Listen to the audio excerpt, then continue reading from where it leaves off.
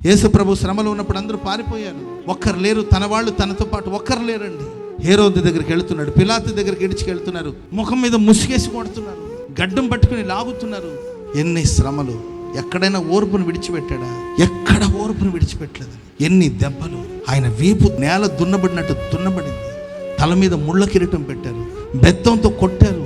ఆ ముళ్ళు ఆయన తల్లోనికి దిగి కళ్ళలో నుండి బయటకు వచ్చింది. దేహమంతా రక్తశక్తంగా మారిపోయింది. నడి బజార్లో వస్త్రం లేకుండా ఆయన ఈడ్చుకుంటూ వచ్చారు. ఎంత అవమానాలండి! ఎక్కడైనా ఓర్పును విడిచిపెట్టాడా? ఎక్కడైనా సహనాన్ని విడిచిపెట్టాడా? తన ముందు ఉంచబడిన ఆనందం కొరకై అవమానాన్ని నిర్లక్ష్యం చేశాడు. లోకంలో మీకు శ్రమ కలుగును అని వ్రాయబడింది.